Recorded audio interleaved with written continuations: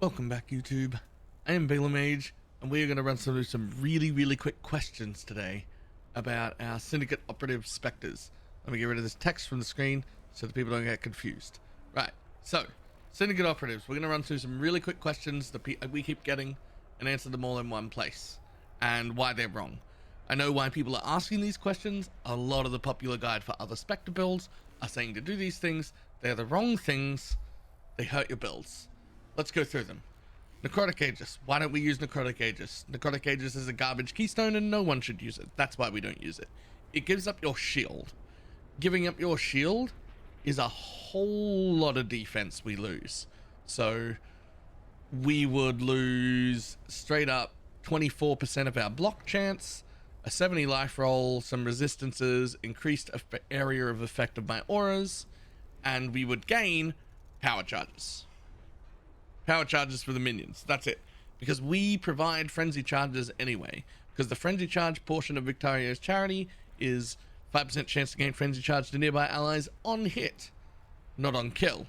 So we've lost we've lost power charges. We give that up, but we gain 24% block chance, life, resistance, area of effect of our skills, and it's just all over much better for a well-rounded build. I firmly believe that Necrotic Agents is there as a path of building trick to give you big flashy numbers and look all clickbaity, but it's a garbage keystone and you shouldn't use it. Profane Proxy. Next question. Profane Proxy. Why aren't you using Profane Proxy? Could we use Profane Proxy to do our curse? Please don't use Profane Proxy. Absolute garbage unique. We're going to go over really quick. I don't know the exact numbers. I should have looked them up before the video. But let's just roll with it. Profane Proxy makes you give up one of either your shock or chill from your skitterbots. You also give up a ring socket, which could have an actual ability in it. It could have actual dex rolls, life, resistances, chaos, maybe curse on hit stuff if you wanted. Plenty of stuff. We give up a whole ton. And then we give up either shock or chill. Now, common sense, everyone gives up the chill and not the shock. Except it's not common sense. Well, it is, but here's the thing. Skitterbots gives you a nice powerful shock and a nice powerful chill. Now, Divergent Bone Chill, or even regular Bone Chill, it's just that the Divergence quality is 10% increased effective chill. So even just regular Bone Chill, the last line on Bone Chill is enemies in chilling areas from supported spells have cold damage taken increased by chill effect. This is more powerful than any curse except Sniper's Mark. Straight up ain't more powerful. So you're giving up a ring socket?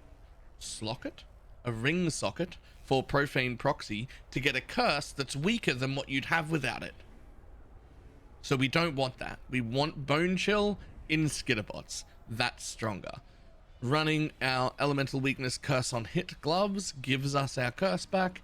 If you can't afford that, we can quite easily get 20 or 32% elemental weakness on a ring socket, or if you're really desperate, you can drop Tempest Shield or Frost Bomb, whatever it is you're using in here, out, and you can either put a curse in the trigger wand, or you can put Stormbrand in the trigger wand and self-cast your curse.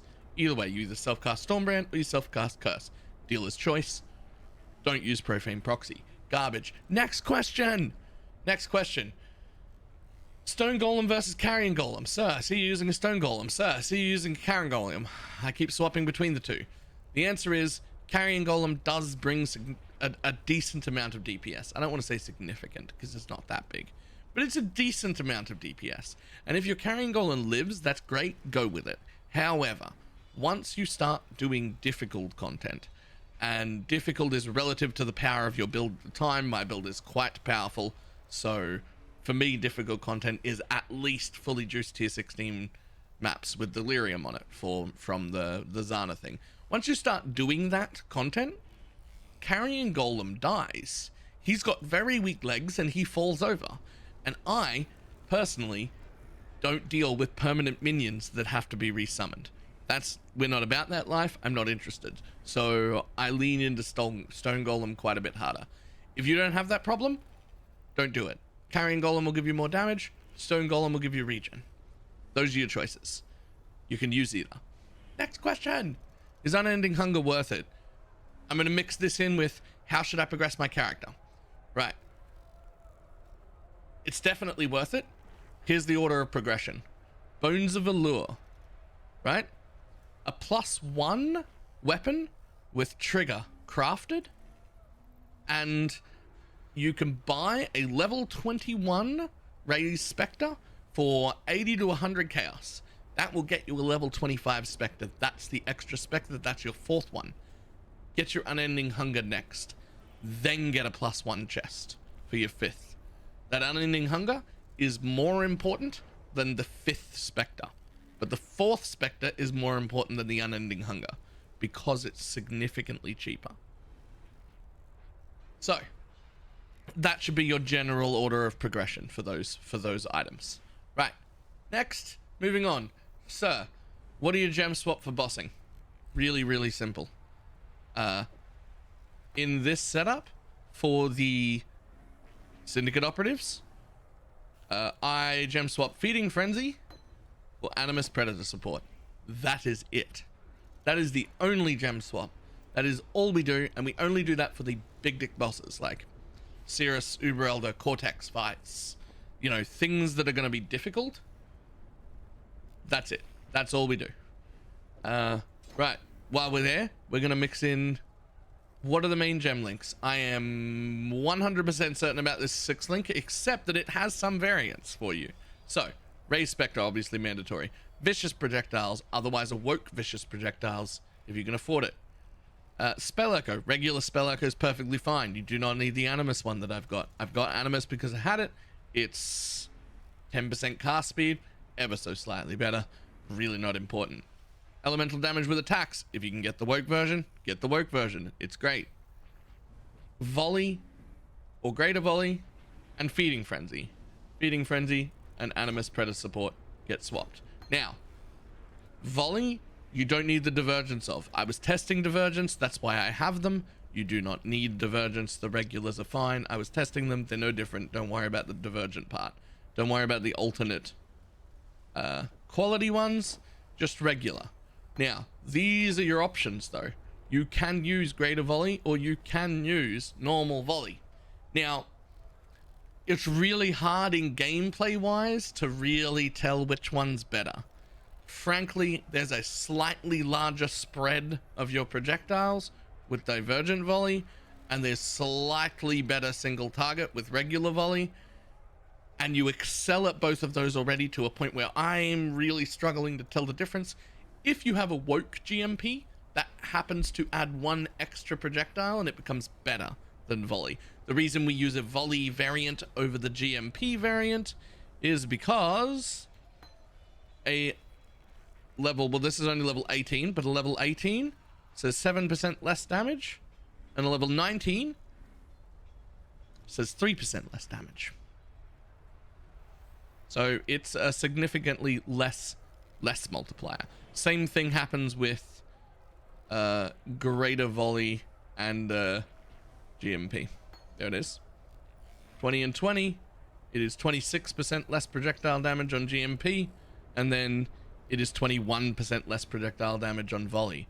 The Spectres themselves override the behavior of the gem. They just get added projectiles. They don't actually respect whether it's GMP or Volley, so it's just a damage difference. We're just literally just looking at damage here. So Volley just wins clearly in every case, and whether you use Greater Volley or Lesser Volley is up to you. Next question. Sir, why don't you just take Avatar of Fire? Because it's a waste of 2 passive points. There's no reason to take Avatar of Fire. All the builds that are taking Avatar of Fire and a Spectre build are wrong. There is no reason to do it. It is a stopgap measure for when you are starting out your gearing process and you've got like the tiniest bit of cold damage to spells somewhere that you can't get rid of. You can take it. But frankly, it costs 2 passive points. Passive points are expensive in the build wise, like for how much power they bring. We don't want that. We don't want to give up. We don't want to give up 2 passive points for Avatar of Fire. But sir, I'm still using Frost Bomb. Well, Frostbomb doesn't have a hit until right at the end when it explodes. That channel that happens in it, it doesn't hit anything during that channel. And that means it doesn't proc EE right until the end. And right at the end, it ticks it once, and then Stormbrand ticks it back immediately because we've got Stormbrands down. Or Tempest Shield if you're using that and blocking. Either way, Avatar of Fire, absolutely pointless. Waste of 2 passive points, garbage thing, don't take it. Right, so where do I find the chests? Next question. Where do I find a chest? I've been trying to craft a minion chest and I can't find them. You can't craft them, you can only craft on them. They are drop only, they drop in Delph. Specifically from minion nodes in Delph. Next question. How can I fit all the auras? Maybe you can't. I've slightly changed my specs, so ignore what you're looking at right now. You should have all of this for what we're running. Syndicate Operatives.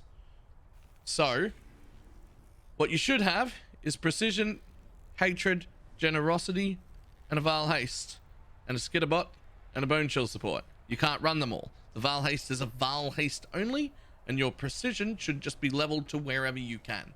Obviously, the higher the better, but wherever it has to stop, it has to stop. If you can very cheaply get 2, not 1, 2, 1% mana reserved jewels somewhere in your tree, Anatomical Knowledge, Thread of Hope, or one of your minion jewels somewhere, you can level it quite a bit higher. It goes from like 16 to like 19 or 20 even, depending on where you are. But just level it as high as you can. That's all you need to know.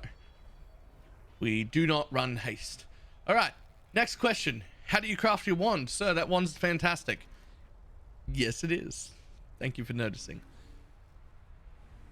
Corroded fossil, jagged fossil, metallic fossil, and shuddering fossil in a prime resonator.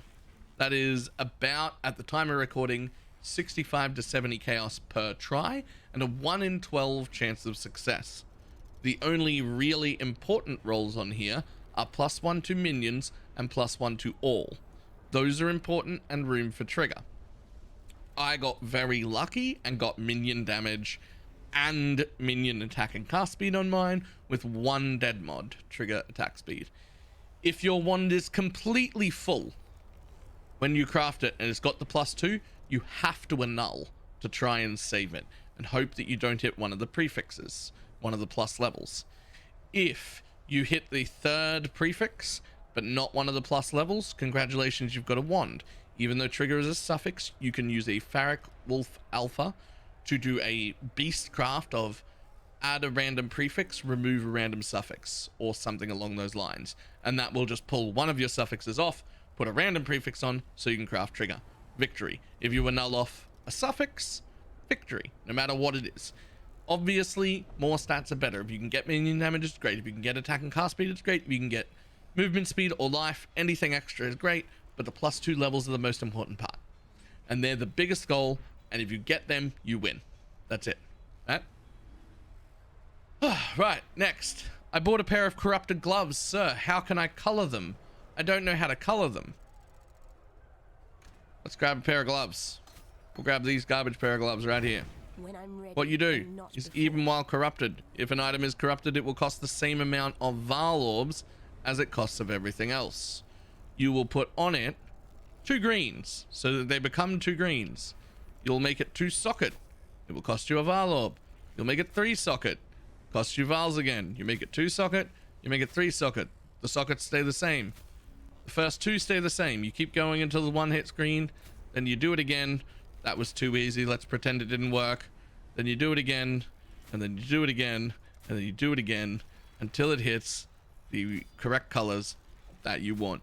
It won't be as easy as when I did it on these Shadow and Dusts, because these are strength and energy shield hybrids, so they are far more likely to roll blues and reds than they are greens, but a relatively low level one, so not that hard to do. So if you've got yourself pre-corrupted gloves, that's how you do it. And the last thing, cluster jewels. People keep asking, how did you craft your cluster jewels? The answer is, I didn't. It is not worth crafting your cluster jewels. You should buy them. Buy a 9 or 10 passive if you have to, because it's cheaper That's fine. We can afford to spend 2 passives on a budget here. Obviously, when you have more money, you would want to go into a tighter one. What are the important notables? Renewal, Vicious Bites. Those are important. Feasting Fiends is fine. It's great. You want any third notable that's useful. So basically anything except the Impale one, because we can't Impale. We don't deal any fizz damage. The winner for best third notable would be Rise and Pillage or Raise and Pillage. I'm not really sure which one it is, because it punts that notable to the back of the jewel and you don't have to take it. Whereas any other one jumps to the front and you do have to take it. That being said, Feasting Fiends is one of the easiest to hit, and there's no reason not to take it when we do, so that's the one that I've got. Those are very nice. We are using these as our mediums. How did you craft them? I didn't. I bought them. It's just that simple. I bought jewels. They're not worth crafting anymore. The amount of time it takes to craft them is excessive. It is just excessive. It costs too much. Don't do it. Buy them. Right. Did I miss anything? I don't think so. I hope that answers everyone's questions. If you would like to... If there's a really important question that I missed, please put it in the comments. I will try and answer as many of them as possible. The one thing I did miss that's really important, people keep saying, why do you have Feeding Frenzy in? Feeding Frenzy, your minions are already aggressive. Why do you have Feeding Frenzy in it? Without Feeding Frenzy in, those minions are aggressive in a circle about this big. Anything that comes into that area, they will murder. With Feeding Frenzy in it, minions are aggressive to a circle that's about this big. It ends like in this corner and this corner. It off screens on the side and top. It'll just make your entire mapping experience so much smoother, so much faster. Goes off like a bolt. It's fantastic. I cannot imagine any good Spectre build in existence not running Feeding Frenzy as a mapping link, and I would start immediately questioning any build that didn't have that, because it feels a billion times better. Right, that is a very long YouTube for a very what I was hoping would be quick, but it just can't be quick. There are too many questions and they needed to be answered in depth. I hope I didn't talk too quick. And a little bit later we're gonna see another Spectre build out of me, because as you can see, I'm no longer using Syndicate Operatives. We're using Heist Spectres. So we're experimenting with that. We did some experimenting today. We'll do some experimenting tomorrow. There'll be a little YouTube video coming out about them soon, just teasing them. Okay, I am BalorMage, and I will see everybody later.